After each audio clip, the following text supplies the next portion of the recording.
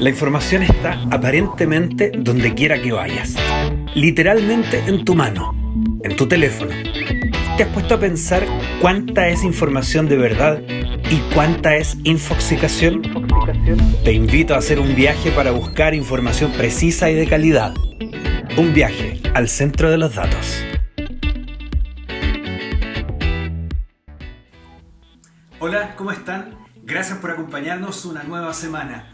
Comenzamos aquí un nuevo viaje al centro de los datos, esta vez para detenernos en Estados Unidos, las elecciones, y específicamente la acusación al presidente Donald Trump de no pagar impuestos federales en los años 2016 y 2017, de manera grosera, solamente $750 en cada uno de esos años, según una acusación de un medio estadounidense. Y durante una década completa, con problemas en ese ámbito, en el pago de impuestos. Vamos a ver la nota que preparó desde el Observatorio de Datos de la Universidad Adolfo Ibáñez, Agustín Bianchetti. El New York Times publicó el pasado domingo que Donald Trump no pagó impuestos federales en 11 de los últimos 18 años. El presidente de Estados Unidos habría pagado $750 en el 2016, año donde fue candidato, y $750, el mismo monto, en el año 2017, durante su primer año como mandatario.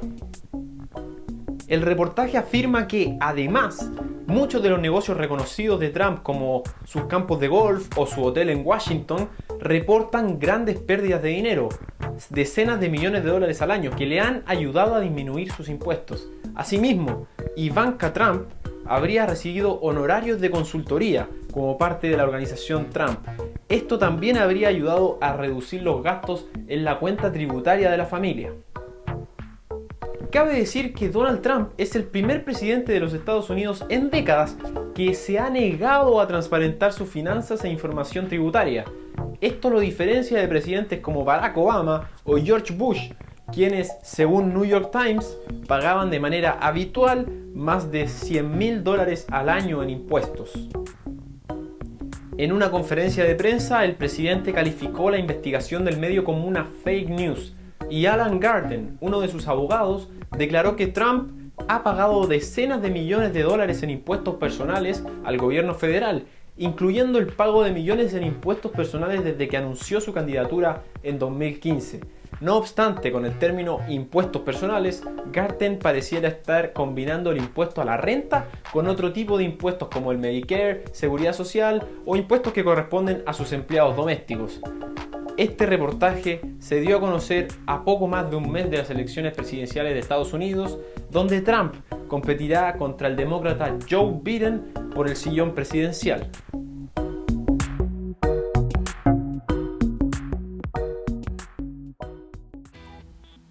Le preguntaron por el pago de impuestos justamente al presidente Trump en el primer debate presidencial, que lo enfrentó a él con Joe Biden el día martes de esta semana. Es el plato fuerte del programa de hoy, el debate presidencial y la campaña en Estados Unidos. Lo conversamos con Carlos Zárate, que viene esto de plato fuerte para un hombre que estuvo en MasterChef y que tiene mucho que hablar además en materia de política internacional, con su experiencia en Canal 13 como periodista del área internacional de esa estación de prensa. Vamos con esa conversación. Pocas veces uno tiene el gusto de viajar también acompañado. Esto es como cuando uno se sube al bus y le tocó una persona o buena onda o no. En este caso, favorablemente, este es un viajero que he invitado y con mucho gusto. Carlos Zárate, bienvenido al viaje al centro de los datos de un tema que sé que tú manejas al dedillo. ¿Cómo has estado? ¿Cómo estás, Carlos? Un viaje que lo teníamos anunciado cuando nos conocimos, que desafortunadamente nunca se nos dio en nuestra casa televisiva, pero que se ha dado varias veces en la universidad y en varios programas que hemos coincidido como compañeros de este bus que se llama Actualidad, y que hoy tiene una de esas estaciones que casi 20 y tantas horas después, cuando esto salga finalmente, todavía vamos a estar dándole vueltas a qué fue lo que vimos, y vamos a estar dándole vueltas a qué, más que fue lo que vimos, qué fue lo que entendimos y qué fue lo que debemos interpretar.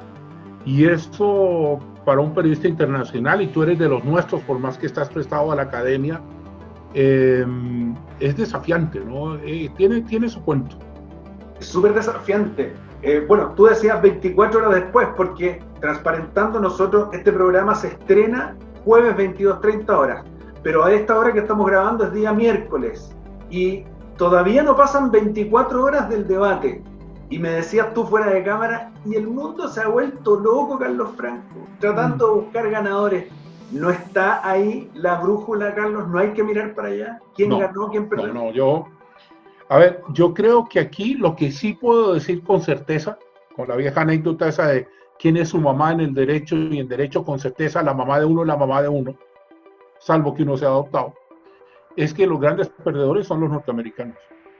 Los electores norteamericanos perdieron big time ayer, pero también perdió la democracia norteamericana.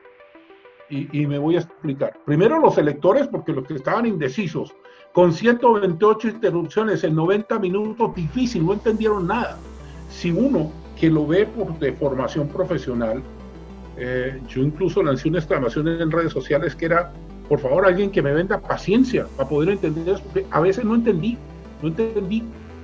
Y los poquitos momentos que se podía entender no eran más de 15, 20 segundos antes de que alguna interrupción cayera.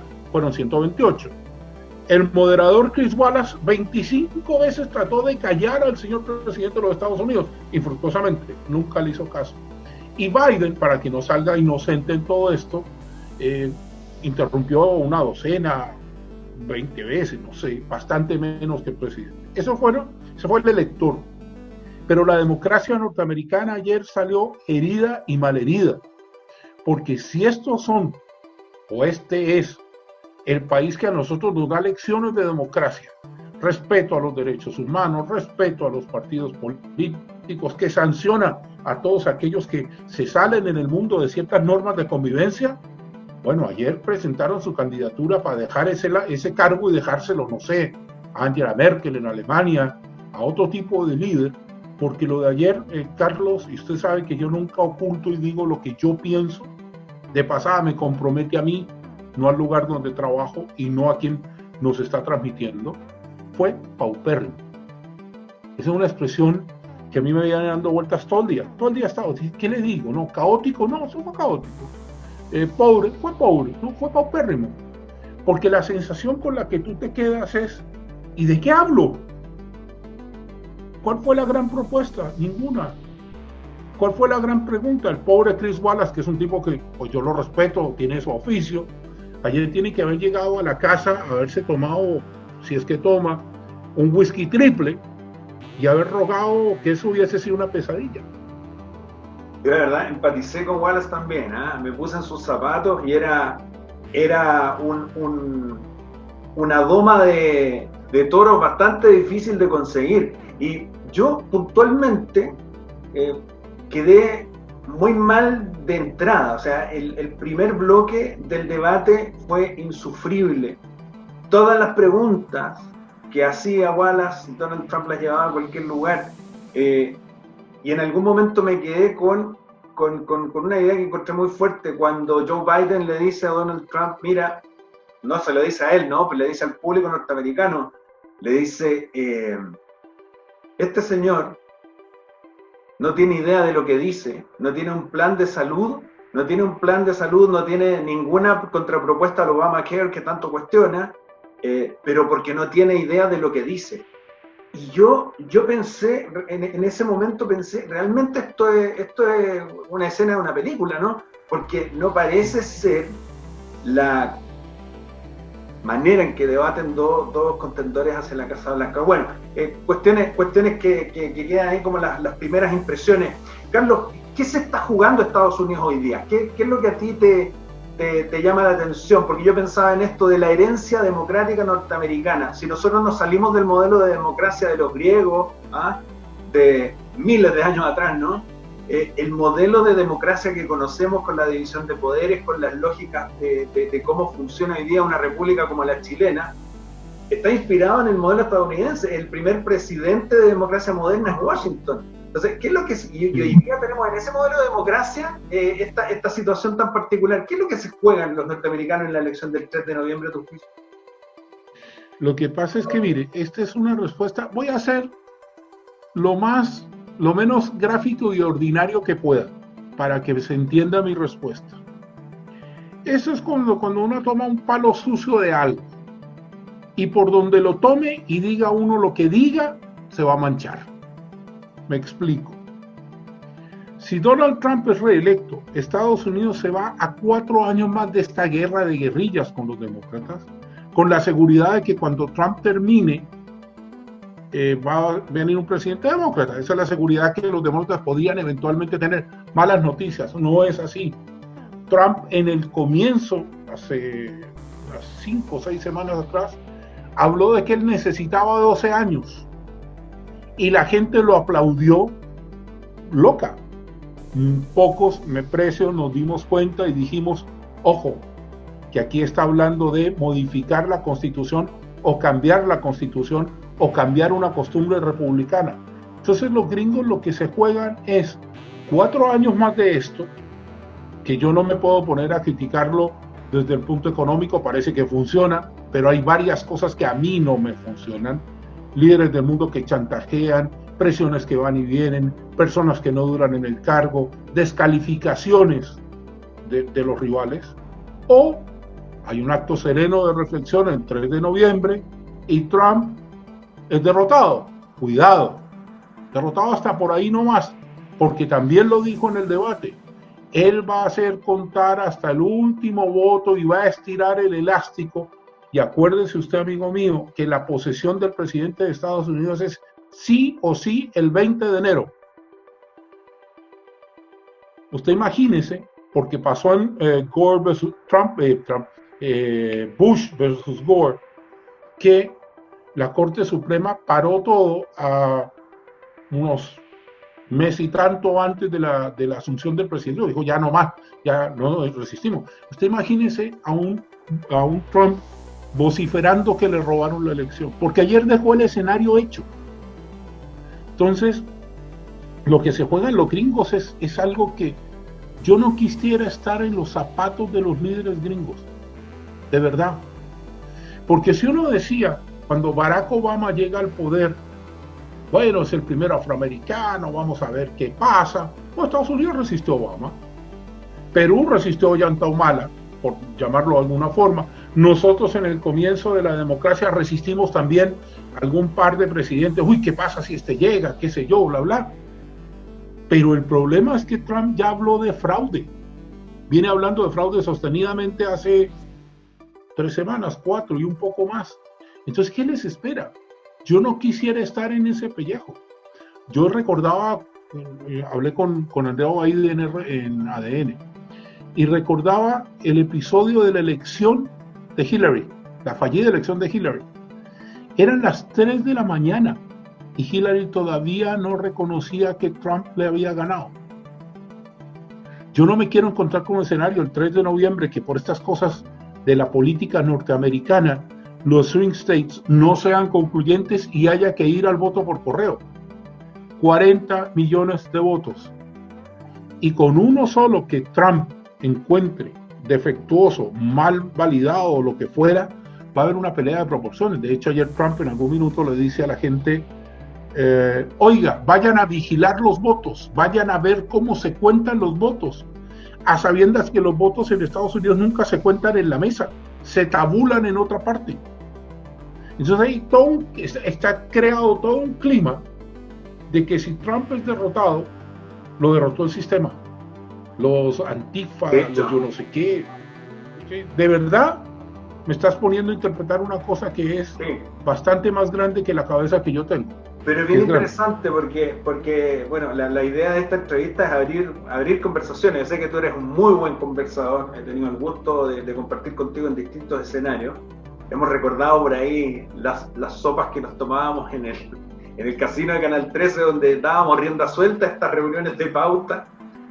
La sopa de pauta. Claro, exactamente. Y dentro de la conversación yo me quedo con algunas cosas de lo que tú dices con Trump. Dice que el sistema está en contra de él. Sistemáticamente ha machacado esa idea. Cuando fue cuestionado ahora último por el New York Times y el no pago de impuestos federales, cuando hablaba de $750 en 2016, $750 en 2017, Trump dice son fake news, son noticias falsas, la prensa de la élite está contra mí. Sabemos nosotros que Fox News fue un puntal importante en su campaña en el año 2016, y ayer un moderador que pertenece a la cadena Fox News terminó siendo indicado por Trump como un tipo que estaba en contra de él y que tuvo que debatir no solo con Biden, sino con el propio Chris Wallace, cosa que es súper irrisoria, suena extrañísima. Entonces, ¿te parece a ti, coincide entonces en que está sembrando esta idea de que todo el mundo está en contra de él como presidente? Mire, le agrego otro tema, ya que vamos a conversar, pues como dicen por ahí, conversemos. ¿Cuál es el deber primordial de un presidente? ¿Qué es lo que un presidente jura cuando asume el cargo? Palabras más, palabras menos. No he sido presidente, no voy a ser presidente. Coloca la mano derecha, sube la mano izquierda y dice: juro defender la Constitución de los Estados Unidos, en el caso de Estados Unidos, de Chile, de lo que fuera, o prometo, como se estila acá, defender la Constitución de Chile y la integridad de la República, y si es así, que Dios me ayude, y si no, que Dios me lo demande, qué sé yo, bla, bla. Le tengo una mala noticia. Eso está a punto de dañarse irremediablemente, porque cuando el principal responsable de la custodia de la democracia está dudando de la misma democracia que le permitió llegar al cargo,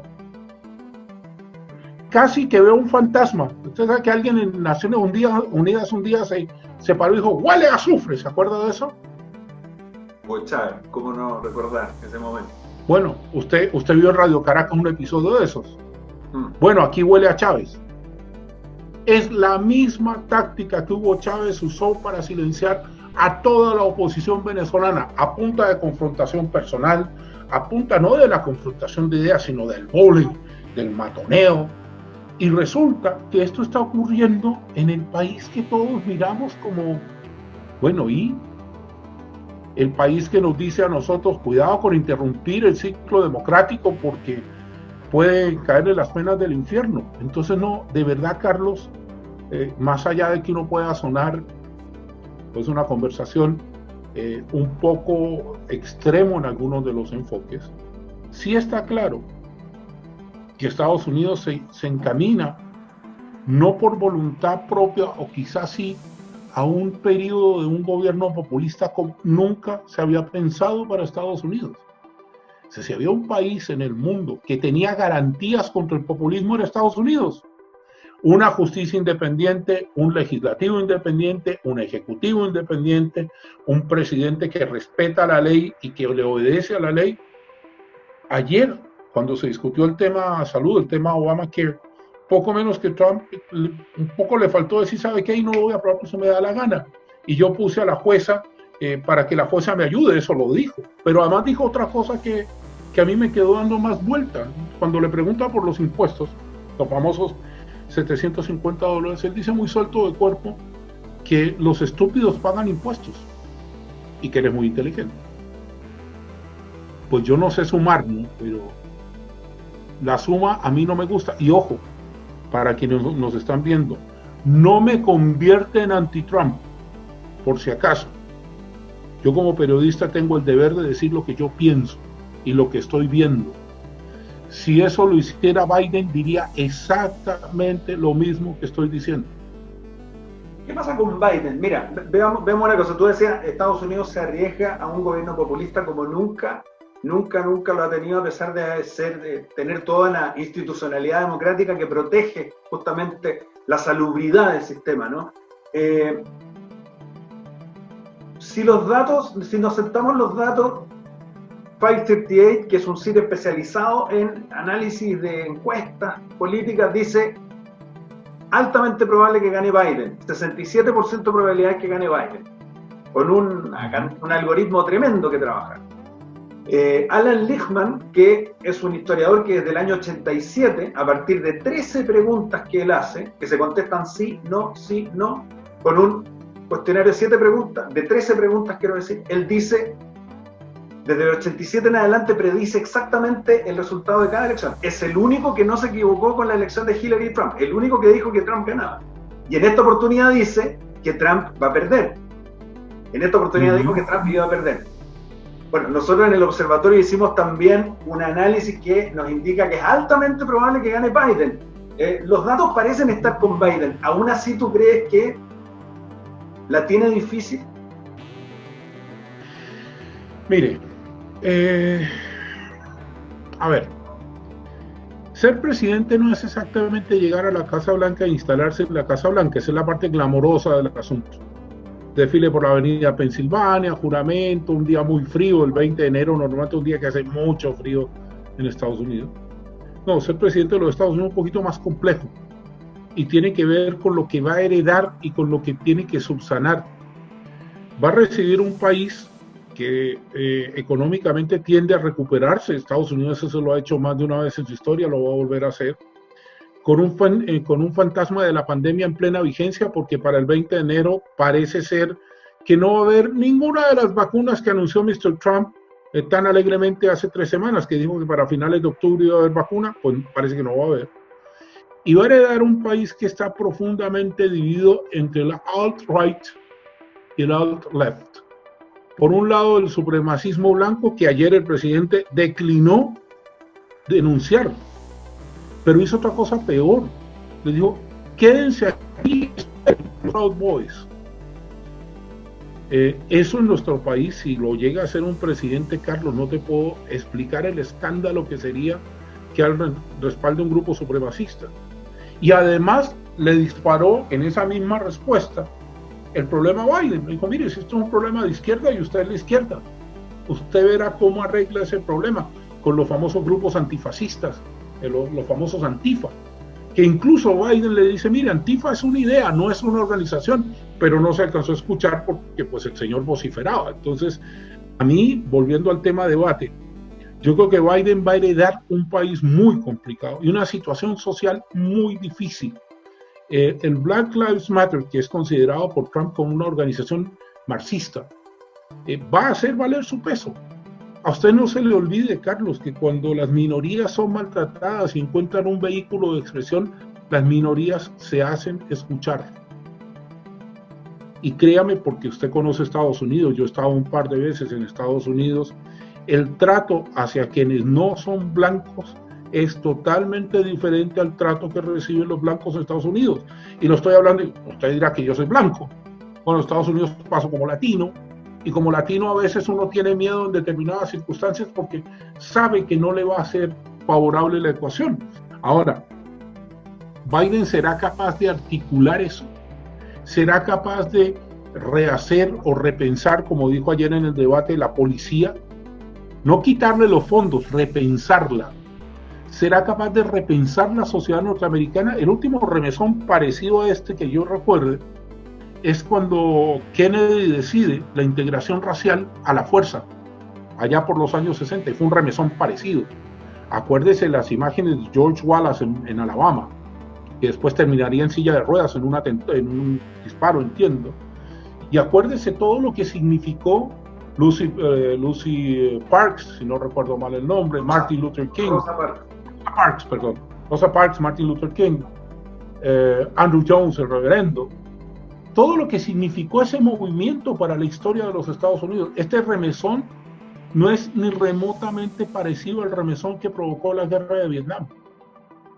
Y digamos que los presidentes de alguna u otra forma han lidiado con este problema, le han ido colocando parches. Pero ayer en el esfuerzo que hizo Trump por desacreditar a Biden, dijo que Biden había dicho que los negros eran superdepredadores, cuando Biden se refería a la depredación que produce el tráfico de drogas y el microtráfico. Entonces, cuando usted está construyendo las cosas a medias verdades, difícil. ¿A quién le creo? Ese mismo argumento, bueno, como tú sabes, yo escribí un libro de la campaña de Trump, que prologaste tú efectivamente, lo digo así porque hemos estado en varios proyectos juntos. Y justamente uno de los ítems que hablamos en el libro es que el mismo argumento de los superdepredadores lo utilizó con Hillary Clinton y machacó la idea, metiendo mensajes, quiero decir, en radios de lugares donde había población mayor, afroamericana, con menos educación, pensando que ahí iba a poder calar hondo esa idea y la gente no iba a ir a votar demócratas, se iban a quedar en su casa, y de hecho pasó. Resultó efectivo en 2016. Probablemente está repitiendo la misma lógica hoy día. Y respecto a lo otro que mencionas tú, de cómo esto puede impactar en la calle, nosotros vimos hace algunos meses atrás el estallido social que vivió Estados Unidos respecto de la muerte de George Floyd, a manos de policías que lo maltrataron en la calle y le impidieron respirar apropiadamente. Lo que se vivió fue brutal, violencia policial ahí, pero el estallido en la calle. ¿A eso te refieres puntualmente? ¿Tú dices que eso podría ir escalando si es que no termina bien esta elección? Lo que pasa es que el tema racial en Estados Unidos es un tema no resuelto, no digamos mentiras. Hay ciudades grandes, ciudades mayoritariamente negras, a las que generalmente los recursos no les llegan mal, y ciudades en las que la delincuencia se enseñorea. Yo no estoy inventando nada, eso pasa. No todo es tolerancia cero en Estados Unidos, ¿no? No todo eso, como uno va al centro de Nueva York, no sé si ha sido recientemente, la última vez que estuve, que fue el año pasado, tuve el olor a marihuana, lo sentías como a 50 cuadras a la redonda y te llegaba a intimidar si ibas en la noche. Entonces, colocado eso en contexto, el tema racial no se va a arreglar con una redefinición de la policía, se va a arreglar con una redefinición del sueño americano, de esa promesa básica que todos los presidentes gringos te hacen de que aquí el que trabaja duro, el que estudia y el que tiene fuerza sale adelante. Ese es el sueño americano, el American Dream.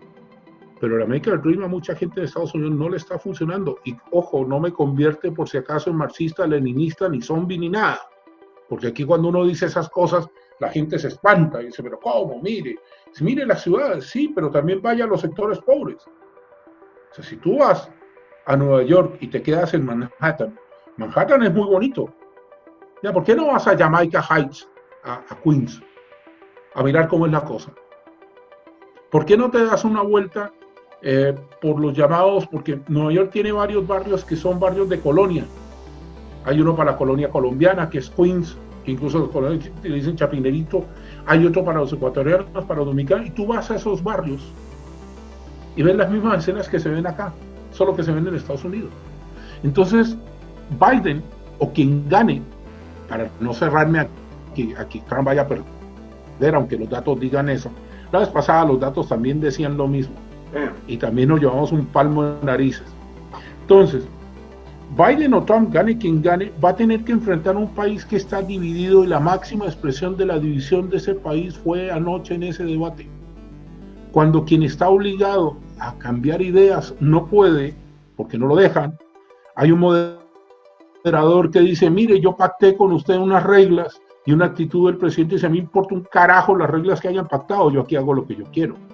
Entonces ahí a mí me complica el análisis, porque pasa a ser un análisis casi que de lo que a mí me parece que debiese ser y no de lo que realmente pasó. No sé si me explico.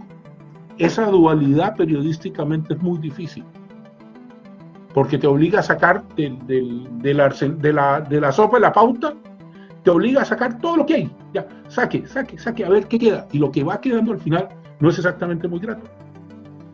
Es un presidente de un periodo Biden, poniéndonos en el caso de que tuviera éxito con la campaña. Se le vio más cansino, es un hombre bastante mayor, digamos. ¿Será que representa una transición para volver a cierta normalidad entre las dos fuerzas políticas preponderantes, ya que el trumpismo se había convertido casi en esa tercera fuerza que abarcó todo lo que Sarah Palin y el Tea Party dejaron atrás, ahí como una cuestión que estaba ebulliendo? ¿Será que buscan eso las fuerzas más tradicionales? A ver, yo tengo, bueno, que mi carnet es bastante más frondoso que el suyo, yo tengo un par de añitos más que usted. Ronald Reagan no era exactamente un prodigio de un tipo que se movía mucho, ¿no? Yeah. Reagan, gran presidente y respetadísimo en Estados Unidos, el creador de los Reaganomics que fundió a la Unión Soviética. Y no era un tipo de gran alarde, ni mucho menos, y ya tenía sus años cuando fue presidente. Lo que yo sí creo es que los demócratas en la irrupción, no ya de Bernie Sanders, que se va a convertir en una especie como de asesor de la nueva generación, pero los Ocasio-Cortez, de pronto otros líderes que en este minuto no estamos viendo, van a ser los líderes que naturalmente sucedan a Biden si es que Biden gana y si es que Biden no quiere seguir como presidente. Acuérdese que en Estados Unidos el prestigio es hacer 2 periodos, no uno solo. Y que los que hacen un solo periodo, entre ellos, ¿cuál fue el último? Un periodo. El último fue Bush padre, que hizo un solo periodo, porque después vino Clinton. Y Clinton hizo 2, pese al escándalo de Lewinsky. George Bush Jr. hizo 2, ¿cierto? Obama hizo 2. Entonces, one term only, que es como los gringos califican a esos presidentes, es un descrédito. Ahora, por un tema de edad, si yo no estoy mal, Biden tiene 77, 75 por ahí. Va a tener 79, 81 cuando termine, o cerca a los 80. Y claramente la política moderna, 80 años es mucha edad para manejar un país así. Ahora, Trump no es exactamente mucho más joven que Biden. Entonces, yo creo que hay una situación, Carlos, para redondearla y aplicarla de pronto a nuestro propio país, a los países latinoamericanos, es que no hay nueva generación de líderes. A los gringos se les agotaron los líderes nuevos. Usted mira la pre-campaña demócrata, había mucha gente, 13, 14, no sé yo, pero ninguno era un líder nuevo, ninguno era un tipo que uno dijera, uy, miren este líder. Entonces, cuando usted mira el field, el campo de lo que viene, no hay muchos líderes. De hecho, la forma como Trump planteó su presidencia impidió la generación de liderazgos republicanos. Sí. Es un absoluto. Entonces, del otro lado, todavía la figura de Obama está plenamente vigente, aunque a alguna gente Obama no le gusta, pero Obama es un tipo que tiene cierta convocatoria, cierta capacidad de análisis. Entonces, habrá que verlo. Yo creo que Biden en una de esas apunta a un solo periodo. 77 tiene. Ahí está, tenía razón. 67. 77. Va a tener 81. Yo creo que un presidente de Estados Unidos, 85 años, eso no lo conozco históricamente. Tendría que chequear, pero va a ser muy difícil. Creo que Reagan fue el más longevo, creo que tenía 82, una cosa así. Si quieres, chequeame el dato de la edad de Reagan cuando sale del gobierno. Vamos a buscar inmediatamente la edad de Reagan. ¿Será que la carta clave es la vicepresidenta para que continúe el legado de Biden? ¿El juego de la papeleta será ese? Que además, sí, pero fíjate que mujer representa diversidad étnica, tiene ciertos tintes, ¿no? Interesantes. Yo creo que es una buena observación. Ahora, yo te quiero recordar que Gore, que fue el vicepresidente de Clinton, no llegó a la presidencia. Dan Quayle, que fue el vicepresidente de Bush padre, tampoco llegó a la presidencia. La figura del vice es una figura bien incómoda. Bien incómoda en el sentido de que tu capital político es ser vicepresidente de, y no necesariamente presidente de. ¿Qué edad tenía Reagan? Reagan llegó el año 81 a la presidencia con 69 años. 70 años. Se fue de con 70 años. 70 y se fue de 78. Sí. Entonces, a ver, yo creo que la carta de Trump que viene, los 2 debates que vienen, que incluso leí por ahí que les van a cambiar el formato para permitir que puedan hablar, lo que me parece ideal que eso pase. A ver si podemos escuchar. Si van a hacer todos los debates así. Bueno, pero acuérdate que en el debate de Hillary con Trump, el primero, Trump fue misericordioso, le interrumpió apenas 52 veces, en un acto pues de convivencia. Y los debates, acuérdate del famoso, tú te ríes, pero acuérdate la cara de Hillary cuando el señor presidente de los Estados Unidos, disculpe, se le salió el tipo, cuando este señor le daba vueltas, le daba círculos, ¿te acuerdas que pasaba por ella, la distraía, y de pronto empecé, lock her up, enciérrenla? Y eso, finalmente a los que somos estudiosos de esto, pues con algún grado de fortuna, nos recuerda a la Alemania nazi. A mí muchas de las tácticas de Trump me recuerdan a la Alemania nazi, la Alemania de Goebbels. No estoy diciendo que Trump sea nazi, ojo, no dije eso. Dije que los métodos de su propaganda son parecidos a los métodos de la propaganda alemana, en el sentido de instalar una media verdad y que quien sea el afectado por esa media verdad sea el que tenga que explicar. Ahora hay una mala práctica, dice la experiencia, dicen los datos cuando uno revisa temas de ligereza discursiva, que lamentablemente se está instalando mucho en la clase política a nivel internacional, ¿no? Yo entiendo lo de la figura de Goebbels, de miente que algo queda y todas estas cosas que generan distorsión de lo que es un proceso democrático, pero siento que además se está instalando mucho la ligereza discursiva como una cuestión de cada día y en cualquier latitud, en cualquier lugar del mundo. Me preocupa eso a mí, harto. Lo que pasa es que, mire, pasamos de una política republicana en la que tú para ser candidato a la presidencia tenías que tener cierta trayectoria, cierto recorrido, un par de ministerios, una senaturía, un liderazgo muy marcado, a unas campañas en las que prácticamente los candidatos se escogen a dedo y de acuerdo a la conveniencia del marketing del momento. Superado eso, para colocarlo en contexto, ¿qué es lo que queda? Que tú no vas a ver la profundidad política a la que estamos acostumbrados los que nos gusta la política, porque las redes te lo impiden y el apuro de la sociedad te lo impide. Aquí vivimos corriendo todo el día. Fíjese que yo no tenía en la memoria la edad de Trump. Yo le pregunto, usted saca el celular, mira, ¿qué edad tiene Trump? Hace 20 años.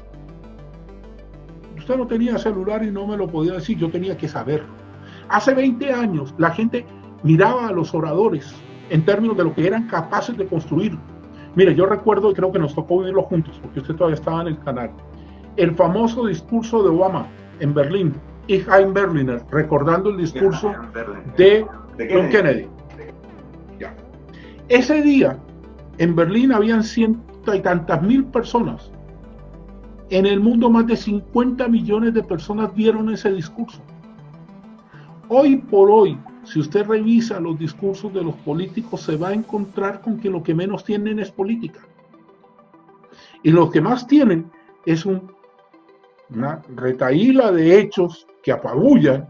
Hemos hecho esto, hemos hecho esto, hemos hecho esto, estamos preocupados de esto, estamos no sé qué, estamos más, yo hice no sé qué. Y bueno, muchas gracias, Dios bendiga a Estados Unidos. Y yo me quedo, porque me gustan los discursos, porque me gusta hablar, entonces parte del asunto. Me gusta articular lo que digo, no me gustan las frases cortas, me parece que las frases cortas son de otra época. Y entonces tú te quedas con esta sensación de que cuando escuchas a un político, algo falta, hombre. Le falta, como diría su papá, sustancia, le falta fondo. Para mí que estuvo en Masterchef, para mí que estuvo en Masterchef, a ese caldo le falta algo. Y ese algo es que la gente no te lo pide. ¿Quién es el que increpa a un político latinoamericano? Escójame el país que quiera. XX el nombre para no meterme en problemas y Z no, porque yo soy Z, B corta el apellido, que es parlamentario en Colombia, en Argentina, en Venezuela no, porque no tiene parlamento, en Ecuador, en Perú, parlamento en cualquier lado. Ese tipo en su vida ha dado un discurso, ni siquiera le conocen la voz, y sin embargo ese tipo tiene la posibilidad de definir los destinos de un país. Esa precarización de la política es lo que produjo lo que pasó allá. Porque esto hace, no me voy tan lejos, esto se lo hubiesen hecho en su minuto a Clinton, porque no es tan lejos, Clinton habrán, no sé, 20 y tantos años para atrás, no es tan lejos, históricamente hablando, Clinton agarra y se va. A mí, Carlos Zárate, que no soy candidato a nada, pues ni siquiera a ser alcalde de mi propia casa, A mí en un debate alguien me empieza a tratar así, yo le digo, mire, sabe que yo en estas condiciones no puedo dialogar y me voy. Y provocaré un zaperoco, pues, como dicen los venezolanos, de marca mayor, pero protejo a la gente que después tiene que ocuparse de hablar de algo que no fue.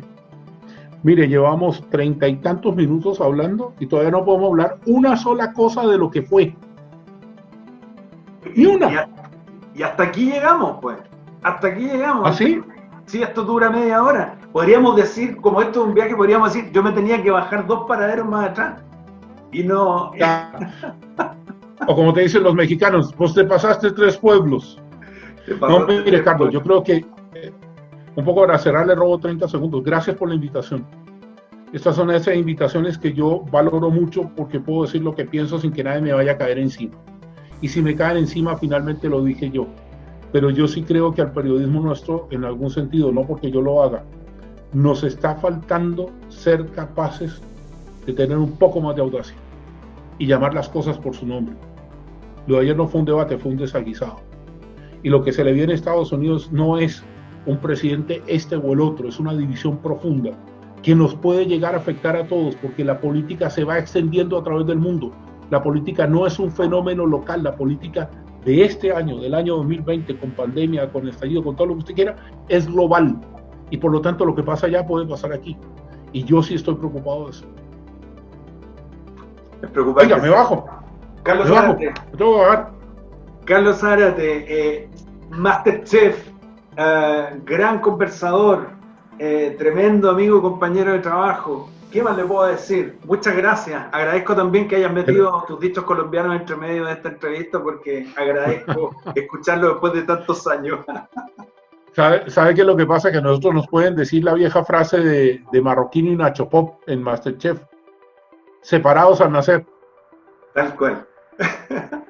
Un abrazo, hermano. Nos vemos, hermano. Cuídese. Placer. Nos entusiasmamos ahí hablando con Carlos Zárate. Quizá nos hubiésemos quedado un buen rato más. Para ustedes, para abrir otros temas de conversación, queda esa entrevista grabada. Denle me gusta y reproduzcanla, por supuesto, en la página de Facebook de Estudio CTV. No solo Viaje al Centro de los Datos, también los programas que tiene esta productora. A nombre del Observatorio de Datos del Periodismo y la Comunicación de la UAI, les agradezco su presencia hoy día y todas las semanas. Que estén muy bien. Nos vemos. Hasta pronto.